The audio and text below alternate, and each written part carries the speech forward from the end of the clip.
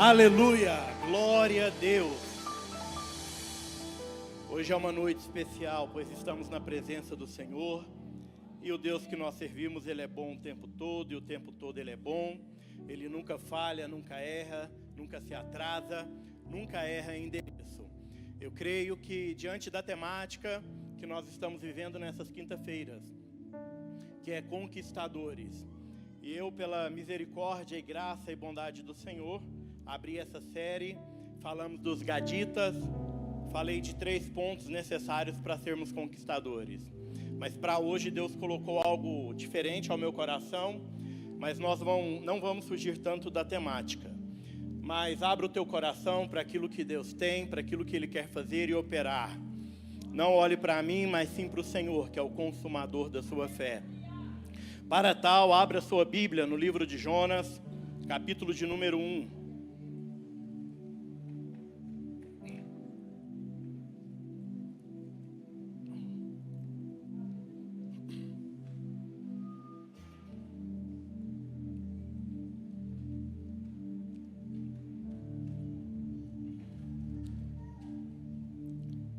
Jonas é um pequeno livro, mas é muito fácil de achar. Ele está entre Gênesis e Apocalipse. Você vai achar fácil. Eu vou ler, se você ainda não encontrou, acompanha no telão. Eu quero agradecer o louvor. Se os tecladistas puderem ficar comigo, Deus abençoe. Jonas, capítulo de número 2, diz assim: Orou Jonas ao Senhor seu Deus, das entranhas do peixe. Disse ele: da minha angústia clamei ao Senhor, e Ele me respondeu. Das profundezas da sepultura gritei, e Tu ouviste a minha voz. Amém. Pode se assentar. Jonas é um livro pequeno. Deus vai dar uma ordem a Jonas para ele descer a Nínive e cumprir um propósito. Porém, Jonas vai colocar no seu coração que não deve cumprir aquilo que Deus o pediu. Então ele decide fugir da presença de Deus, comprando uma passagem e indo para Nínive. No meio desta viagem, Deus vai permitir o vento, vai permitir a tempestade. A tempestade fazia com que o barco quase viesse a pique, e os marinheiros, com toda a experiência, se assustaram com aquela tempestade. Então eles vão tirar a sorte para ver o que está acontecendo. E a sorte vai mostrar que Jonas é o peso daquela embarcação. Então eles vão falar com Jonas. Jonas decide revelar o que está acontecendo, e eles jogam Jonas ao mar. E aí vem a parte mais conhecida da história. O grande peixe vem, engole Jonas. Jonas fica por 3 dias ali orando, e o peixe vai cuspir Jonas numa praia. Dali Jonas vai então parar, montar uma barraca, e ele vai começar a indagar Deus. E o sol era muito quente, e Deus dá ordem a uma boboreira que nasça da noite para o dia, para que gere sombra para Jonas. Mas Jonas vai reclamar, Jonas vai murmurar, e Deus então vai dar ordem ao verme para que coma aquela boboreira, que da noite para o dia nasceu, mas do dia para a noite morreu. E então Jonas então decide ir a Nínive, cumprir o propósito, cumprir aquilo para qual Deus o chamou e determinou. E chegando lá, ele ministra a palavra, o povo se arrepende, e assim termina o livro de Jonas. Mas o que nós precisamos entender nesta noite é que quando falamos de Jonas, lembramos do livro ou da história, 2 personagens nos vêm à mente: Jonas e o grande peixe. O grande peixe e Jonas. Porém, é importante ressaltar que Jonas aqui não é o personagem principal. Jonas, ele é um personagem coadjuvante nessa história. Ele é um personagem primário. Porém, o personagem principal do livro de Jonas, o livro que leva o nome de Jonas, é Deus. Porque é Deus quem chama Jonas, é Deus quem dá ordem ao vento, é Deus quem dá ordem à tempestade, é Deus quem acalma a tempestade, é Deus quem manda o barco, é Deus quem envia o peixe, é Deus quem dá ordem à boboreira e é Deus quem dá ordem ao verme. Esse texto, ou melhor, este livro, apesar de ser um livro pequeno, ele fala de coisas grandes. Fala de uma grande cidade, de uma grande tempestade, fala de um grande vento, fala de um grande peixe, fala de um grande propósito e fala de um grande Deus.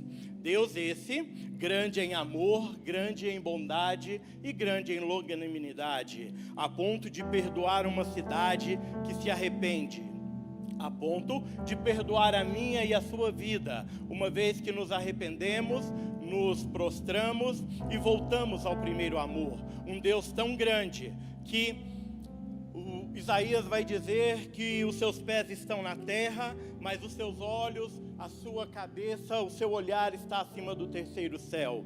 Um Deus tão grande em amor e em bondade, que decide perdoar aquela cidade. Um Deus tão grande que decidiu perdoar a mim e você, enviando o seu único Filho para a remissão dos nossos pecados, para que hoje eu e você estivéssemos aqui, para cumprir um propósito pelo qual Jonas fugiu. Mas então o amor de Deus alcança Jonas, e ele se arrepende e volta a cumprir o propósito. O livro de Jonas vai falar da soberania de Deus. Deus manda o vento obedece. Deus manda a tempestade obedece. Deus manda o peixe obedece. Deus manda a boboreira crescer e a boboreira vai crescer. Deus manda o verme obedece. Deus manda o propósito, Deus manda Jonas, mas Jonas não obedece. Perceba que todos vão obedecer no livro de Jonas. O único que não obedece é o crente. O único que não vai obedecer o propósito é o crente. E Samuel vai dizer na sua primeira carta, capítulo 22, que é melhor obedecer do que sacrificar. Todos vão obedecer à soberania de Deus. O único que por livre-arbítrio não vai obedecer é Jonas. Mas então, Jonas decide entrar em uma rota de fuga. E nessa rota de fuga, quando o Jonas decide entrar nela, Jonas decide desobedecer a Deus, Jonas decide sair do propósito, e Jonas decide sair da rota da conquista, porque desobedecer a Deus é sair da rota da conquista. Já que falamos de conquista, conquistar o coração de Deus, acima de tudo, é obedecer, porque obedecer agrada a Deus mais do que tantas outras coisas, mais do que vir ao templo, mais do que a tua roupa, mais do que tudo que você possa imaginar. Obedecer a Deus, sim, é uma conquista. E como eu disse aqui, no primeiro dia da série, eu disse que tudo aquilo que começamos e não terminamos, falamos sobre pessoas que começam bem e não terminam. Então aqui nós podemos ver que Jonas começa o seu propósito, o seu ministério profético de uma forma muito boa. Porém ele vai parar e vai desobedecer. Ele vai parar no meio do caminho e não vai terminar. E nós sabemos que a recompensa sempre está no final daquilo que terminamos. E Deus me trouxe aqui hoje para te dizer, como disse para Jeremias: te escolhi no ventre, te santifiquei no ventre te dei as nações, porque o propósito não nasceu para você, mas você nasceu para cumprir um propósito. Então quanto mais você foge desse propósito, quanto mais você foge da vontade permissiva de Deus, mais longe das conquistas você fica. Quem caminha na obediência e trilha o caminho da obediência, ele conquista o coração de Deus. E quem conquista o coração de Deus, as demais coisas vos serão acrescentadas, porque o coração de Deus é a maior coisa que podemos conquistar como cristãos na caminhada e na vida cristã. Então aprenda hoje a não fugir do propósito, mas acima de tudo, conquistar o coração de Deus. Deus estava dizendo: o propósito não nasceu para você, Jonas, mas você nasceu para cumprir um propósito. Não é nada sobre você, é tudo sobre Deus. Não é nada sobre mim, é tudo sobre Deus. Apesar das tuas falhas, Deus investiu em você. Apesar dos teus erros, Deus investiu em você. Ele colocou sobre você uma palavra, sobre você um propósito e te chamou para caminhar nessa direção. Se você está fugindo do propósito, eu venho aqui com uma palavra de Deus. Deus nesta noite vai recalcular a tua rota, vai te colocar de novo no caminho do propósito, no caminho da promessa, no caminho da conquista. Ainda que você fuja, Deus não vai permitir você se perder nesta fuga, no caminho da fuga, na rota da fuga. Você pode fugir do pastor, da igreja, da sua esposa, dos teus filhos, mas de Deus você não foge. Os olhos de Deus te contemplam nesta noite. Os olhos de Deus estão sobre a tua vida. A mão dele está estendida para que possa abençoar e não para amaldiçoar. Então levante a tua mão nesta noite, porque Deus vai recalcular a tua rota, vai te colocar na rota da conquista. Você vai conseguir, você vai vencer, você vai alcançar, mas trilhe o caminho da obediência. Oh, aleluia! Aleluia! Aleluia! Jonas insiste na rota da fuga. E Billy Graham vai dizer que sempre que o homem decide navegar para longe de Deus, o diabo tem uma embarcação pronta.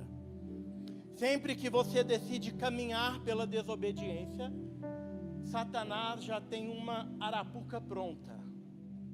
Mas entenda que ele vai fugir, e eu aprendo com o texto, porque quando ele decide fugir, se nós formos estudar, Deus manda ele ir para Nínive. Nínive está a 800 quilômetros de onde ele estava. Se formos olhar, Tarsis está a 4.000 quilômetros de onde Jonas estava. Perceba que para cumprir o propósito está mais perto. Para fugir do propósito está mais longe. Agora entenda isso. Naquele tempo não havia carro, não havia aeronaves. Os barcos eram a vela. Para que Jonas fizesse o percurso de 4.000 quilômetros, Jonas gastaria 1 ano para completar esse percurso e chegar ao seu destino. Então eu aprendo que é uma viagem cansativa, uma viagem em alto mar, barco balançando, estabilidade. Naquela época não tinha aquele remédio, né? Quando a gente vai viajar que toma, né? Quem sabe o nome aí? Dramin. Não tinha Dramin. Então imagine, 4.000 quilômetros, 1 ano viajando. O quanto cansou, o quanto enjoou, o quanto era pesado essa viagem. Então o que eu quero que você entenda? Para cumprir o propósito é mais leve do que fugir do propósito. Para você cumprir o propósito que Deus te deu, você vai gastar menos energia do que fugindo do propósito. Para cumprir o propósito, você vai sofrer menos do que fugindo do propósito. Porque fugir, eu sei, é verdade, cumprir o propósito cansa. Cumprir o propósito exige renúncia, exige comprometimento, exige santidade. Mas fugir do propósito é muito mais cansativo. Porque para cumprir o propósito, o caminho é mais curto, o caminho é sem dor. E quando Deus te dá um destino, Deus calcula a tua rota, Deus sabe o melhor caminho. O caminho que não vai ter dor, não vai ter sofrimento, o caminho que não vai ter obstáculos, mas ainda que tenha obstáculos, Deus está nessa caminhada. Deus é quem calculou a rota, porque quando Deus disse para Abraão, ele disse: Abraão, sai da tua casa, da tua parentela e vai para uma terra que eu te mostrarei. Abraão não tinha rota, Abraão não tinha GPS, Abraão não sabia o destino, mas ele sabia quem deu a ordem, quem ia caminhar com ele aquele trajeto, era o Deus vivo. E quem deu uma ordem para Jonas foi o próprio Deus, porque no capítulo 1 disse: veio a palavra do Senhor a Jonas. Senhor com letra maiúscula está falando que é o próprio Deus. Então, Jonas vai decidir fugir do propósito. E para cumprir o propósito é mais leve do que fugir dele. Porque quando eu entro na rota da desobediência, Deus permite alguns percalços, Deus permite a tempestade, Deus permite o vento contrário, Deus permite eu passar por terrenos e situações que eu não conheço. Deus permite que às vezes a dor, a enfermidade ou até a morte bata à minha porta, mas quando eu vou traçar o caminho de Deus, a rota de Deus, é claro, vai ter obstáculos, vai ter dificuldades, mas o próprio Deus vai caminhando comigo, de mãos dadas, fazendo o trajeto, colocando por terra os inimigos, colocando por terra os obstáculos, colocando por terra os gigantes. E então, nós precisamos entender que fugir do propósito cansa mais. Tem gente aqui essa noite que está cansada, emocionalmente está fadigada, porque está gastando mais força, mais tempo, mais energia na rota de fuga. Mas Deus te trouxe aqui, te sentou nesta cadeira para eu te dizer: hoje é noite de se levantar, de voltar para o propósito, de voltar para a rota, de voltar para os caminhos do Senhor, de deixar de fugir da responsabilidade, do caminho que Deus planejou para você, da promessa que Deus te fez, porque enquanto você foge, você retarda o tempo. Fugir do propósito é como você deixar de entrar numa bifurcação. Aí para você voltar naquela bifurcação, você tem que andar vários quilômetros, e quem vai a São Paulo, a Brasília, entende o que eu estou dizendo? Você precisa andar vários quilômetros para voltar naquele ponto. E fugir do propósito é isso, porque o peixe vai cuspir Jonas lá no começo, onde ele estava. Jonas voltou no começo. E eu espero que você tenha a sensibilidade essa noite de entender que sair da rota, sair do propósito, vai te custar caro. Você vai perder tempo, energia.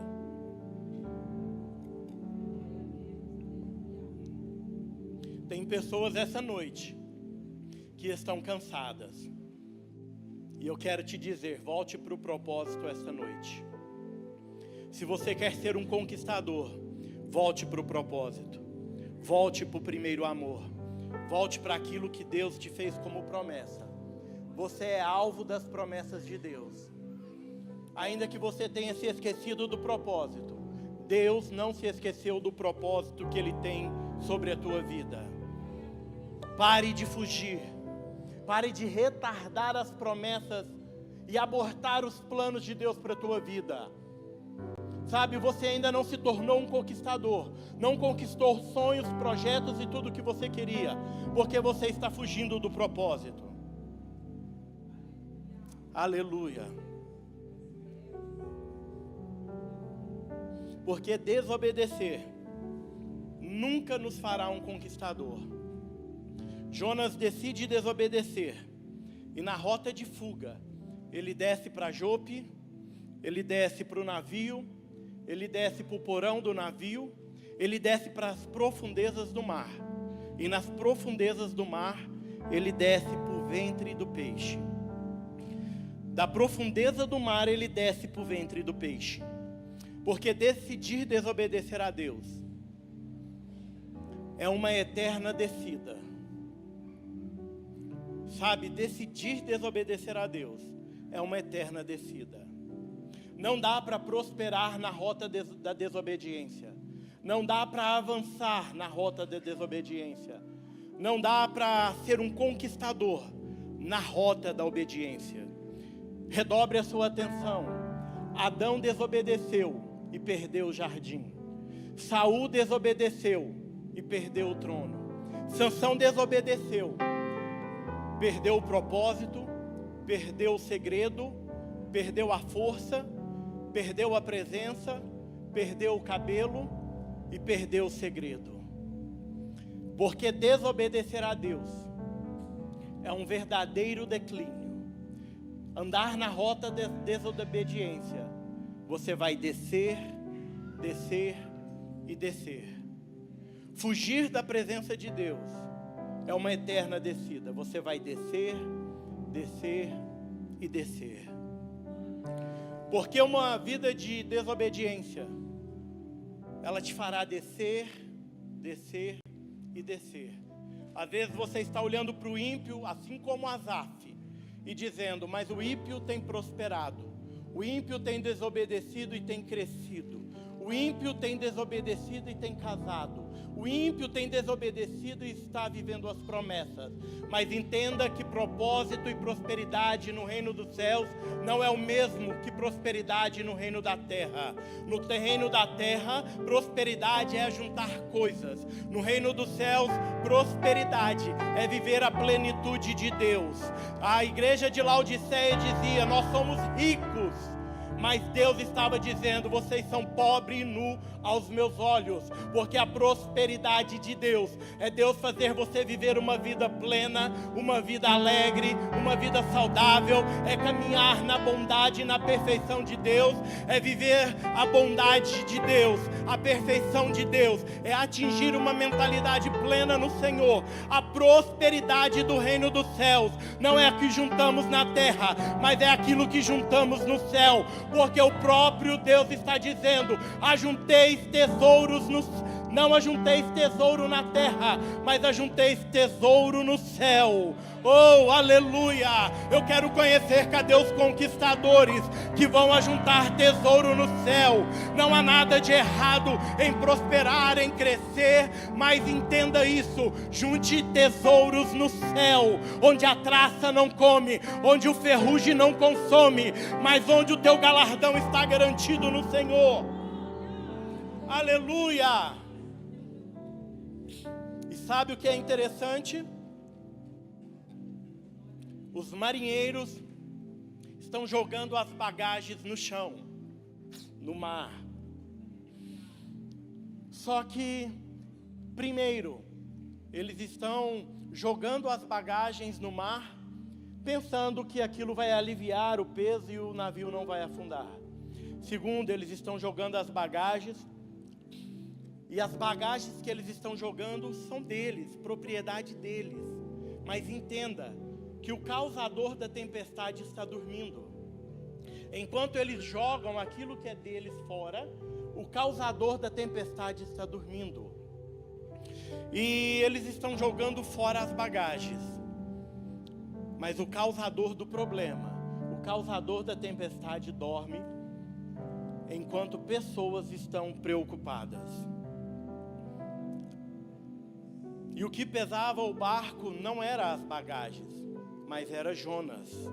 Porque o desobediente sempre vai pesar o ambiente.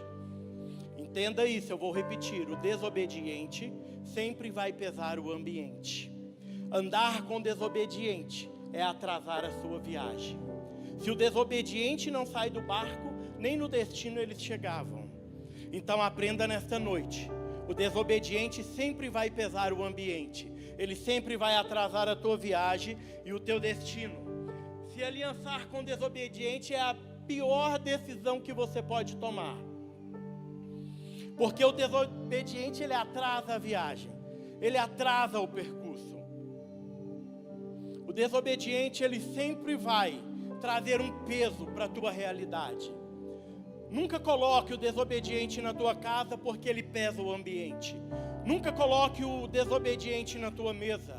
Nunca coloque o desobediente na tua vida, porque ele vai te atrasar, te retardar e às vezes você nem chega no teu destino. Então nesta noite Deus vai te dar autoridade para você tirar da tua vida os desobedientes, para que eles não venham mais pesar a tua caminhada, para que o propósito e você conquiste aquilo que você traçou como alvo. Porque quando eu ando com desobediente, ele atrasa a minha vida, ele retarda as promessas, ele aborta os planos de Deus para a minha vida.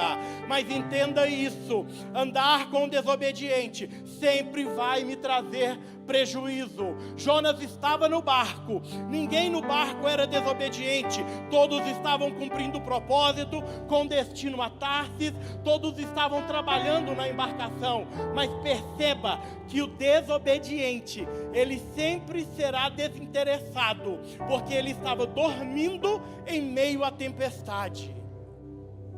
Eu acredito que agora, em um momento de reflexão, você deve estar pensando em alguém que está caminhando ao próximo de você, que está atrasando a tua vida, atrasando o projeto e as promessas de Deus para a tua vida.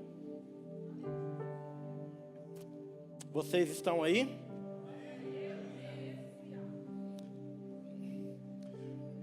Após a tempestade e descobrir que Jonas era o peso da embarcação, descobrir que Jonas era o que estava atrasando, eles vão jogar Jonas nas profundezas do mar. E lá, por uma ordem permissiva de Deus, o grande peixe vai engolir Jonas. O interessante é que o texto vai dizer que Jonas está no ventre do peixe. Porque se Jonas fosse para o estômago do peixe, as enzimas, o suco gástrico, iria matar Jonas. Mas ele está no ventre. E ventre é lugar de vida ou morte? Ventre é lugar de vida ou morte? Então logo eu entendo que o feto, ele fica no ventre da mãe, no período de crescimento, no período de maturidade. Deus coloca Jonas dentro do ventre do peixe, porque aquele ventre é um processo de Deus na vida de Jonas. É um processo de crescimento e maturidade na vida do profeta. Deus está olhando para Jonas e está dizendo: Jonas, coloquei uma palavra sobre a tua vida, coloquei um propósito sobre a tua vida, mas você está imaturo demais. Vou te colocar no ventre do peixe, para que você possa crescer e ter e atingir maturidade. Porque no ventre, Jonas vai atingir maturidade. No ventre, Deus vai trabalhar num processo com Jonas. Eu sei que este processo não é para te matar, este processo não é para levar ao fim do teu ministério, ao fim do propósito de Deus, mas Deus vai permitir você ir para o ventre, para que você possa atingir maturidade, porque enquanto o feto não se forma e atinge a plenitude da maturidade, ele não pode sair do ventre, Davi. É isso que Deus está fazendo com você. Pode ser que você esteja acreditando, está difícil, está apertado, a situação me confronta, mas é um processo de Deus, para que você possa atingir maturidade no Senhor, porque enquanto você não atinge maturidade, Deus não pode cumprir o propósito, Deus não pode cumprir essa promessa. O processo não é para te matar, mas é para te subir de nível. O processo não é para te matar, mas é para fazer você chegar no propósito de Deus. Aleluia! É Deus dizendo para Jonas: te coloquei no ventre, porque você está imaturo demais. Jonas, você está dodóizinho demais. Jonas, você está fujão demais. Está reclamando porque não recebeu oportunidade. Está reclamando porque não te cumprimentaram. Está reclamando porque quem chegou depois de você já está cantando. Está reclamando porque o pastor não te cumprimentou. Jonas, você está imaturo demais para aquilo que eu quero fazer na tua vida, Jonas. Você precisa ficar no ventre até atingir a plenitude do meu propósito. E enquanto você não atinge a plenitude, Jonas, eu vou trabalhando com você dentro deste ventre. Entenda isso. Enquanto você não atingir maturidade, Deus não vai te tirar deste processo. Deus não vai te tirar deste ventre. Porque para todo fujão Deus tem uma tempestade. Para todo imaturo Deus tem um ventre. Deus ainda não te tirou desse processo, desse ventre, porque você ainda não decidiu abrir o teu coração e atingir a plenitude de Deus naquilo que diz respeito à maturidade. Oh, glória a Deus! Porque enquanto não atingimos a maturidade, reclamamos de tudo, murmuramos de tudo. Jonas está reclamando dos desígnios de Deus. Jonas está reclamando do sol. Jonas reclama da boboreira que morreu. E Deus disse: Jonas, você não fez nada, não plantou, não cultivou, não aguou, mas está reclamando porque eu matei a boboreira. Entenda isso. Enquanto você não parar de reclamar, de murmurar, de olhar para trás, de olhar para o próximo e viver o teu propósito e sair desta rota de fuga, você não atinge maturidade e plenitude no Senhor. Paulo vai dizer que quando era menino, fazia coisas de menino, agia como um menino, mas agora que me tornei homem, faço coisas de homem, atingi a plenitude da maturidade. Tem homens da cabeça branca que ainda não atingiram maturidade, mas tem meninos novos que já atingiram maturidade e uma plenitude no Senhor. Tem gente que envelhece, mas não amadurece. Ah, meu Deus do céu, eu acredito que Deus está falando com alguém aqui. Deus está colocando alguém aqui contra a parede, porque é tempo de maturidade. Senão não vivemos os processos, as promessas e não conquistamos. Como ser um conquistador se não tenho maturidade? Se Deus entregar tal coisa na tua mão, você não terá maturidade para administrar, para conduzir. Essa conquista ainda não chegou porque falta maturidade. Aleluia.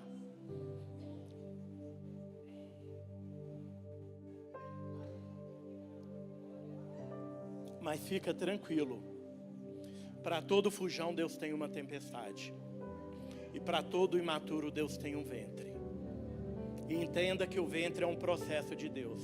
É um trabalhar do Senhor na tua vida, para você atingir a plenitude. Uma das provas que Jonas amadureceu dentro do peixe é: quando Jonas se levanta para fugir, ele não ora. Quando Jonas desce para Jope, ele não ora. Quando Jonas desce para o barco, ele não ora. Quando Jonas desce para o calabouço do barco, ele não ora. Quando a tempestade chega, Jonas não ora. Quando Jonas é jogado na profundeza do mar, ele não ora. Quando o peixe engole Jonas, Jonas ora. Quando Jonas está no ventre do peixe, Jonas começa a orar. É o crente atingindo maturidade.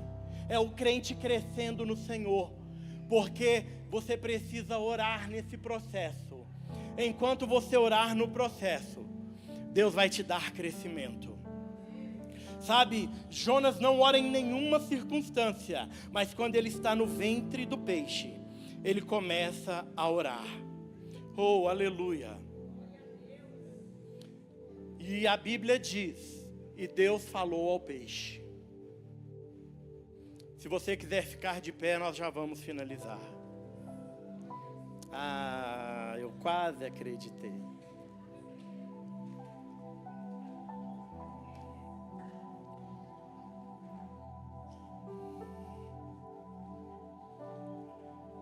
Quando Jonas ora no ventre do peixe, Deus não fala com Jonas, Deus fala com o peixe.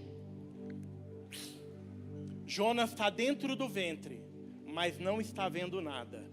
Jonas está dentro do ventre do peixe, mas não está vendo nada no externo. Entenda isso. Jonas está orando, mas o peixe está se movendo. Jonas está orando, mas Deus está dando uma ordem para o peixe. E o peixe está se movimentando dentro das águas. Jonas está orando, ele não está vendo, mas ele está se movimentando. Entenda isso. No processo, no ventre, você não vai ver, mas enquanto você ora, Deus movimenta o peixe. Enquanto você ora, Deus movimenta o peixe em direção ao teu filho. Enquanto você ora, Deus movimenta o peixe em direção ao teu casamento. Enquanto você ora, Deus movimenta o peixe em direção à tua família. Você não está vendo, mas o ambiente da oração está se movendo. Você não está vendo, mas o ambiente se move. Você não está sentindo, mas o ambiente está se movendo. Enquanto houver alguém clamando, haverá uma mão no céu se movendo. Enquanto você ora, Deus movimenta o processo. Enquanto você decidiu vir aqui nessa casa nessa noite, e você está aí clamando, Deus está movendo algo a teu favor. Eu não sei o que te trouxe aqui, eu não sei qual é a conquista que você tanto clama e pede a Deus, mas entenda isso, aprenda com o texto. Jonas capítulo 2 diz assim: na minha angústia clamei ao Senhor, e Ele me respondeu. O versículo continua: e Ele respondeu, e das profundezas da sepultura gritei, e tu ouviste a minha voz. Perceba a diferença. Eu clamei e Deus me respondeu. Aqui mostra a maturidade do profeta. Porque quem é imaturo diante das dificuldades grita, esperneia, e para quem grita, Deus ouve, mas para quem clama, Deus tem resposta. Deus me trouxe aqui nesta noite para te dizer: se é para o Senhor, pode aplaudir. Aleluia! Enquanto houver alguém clamando, haverá uma mão no céu movendo as coisas. É Deus desobstruindo a tua passagem. É Deus entrando lá naquela vara da justiça. Enquanto você clama, ainda que você não veja, ainda que o tempo da espera te atormente e te deixe ansioso, entenda isso: Deus está trabalhando nos bastidores. Deus atrás das cortinas está movendo o peixe em direção ao teu milagre, em direção à tua conquista, em direção ao teu propósito, em direção à promessa que Ele estabeleceu para a tua vida. Enquanto você clama, Deus move em direção a você. Você não está vendo nada, mas a tua oração vai ser respondida neste mês de setembro, no mês da conquista. Você não pode estar vendo nada, mas a sua atitude em orar causa um movimento no céu. Porque não importa de onde você ora, o que importa é que quando você ora, qualquer ambiente se torna um ambiente de oração, se torna um ambiente de resposta. Não importa se é no carro, não importa se é no trabalho, não importa se você precisa sair da sala de trabalho e ir para o banheiro, para que ninguém veja, mas lá enquanto você ora, Deus começa a mover as coisas. Eu não sei qual é o milagre que você precisa, mas comece a clamar, comece a profetizar, como o apóstolo disse: não há vida neste vale, mas a partir do teu clamor, Deus vai mover o vale a teu respeito. Deus vai trazer vida sobre o vale que te assombra. Deus vai trazer vida sobre aquilo que te angustia. Deus trará vida nesta noite. Oh, Ramai, Candou, Kebiafá. Oh, Espírito Santo de Deus, eu sinto que Deus vai responder orações neste mês. Eu sinto que orações serão respondidas nesta noite. Apenas clame, apenas clame, apenas clame, apenas clame.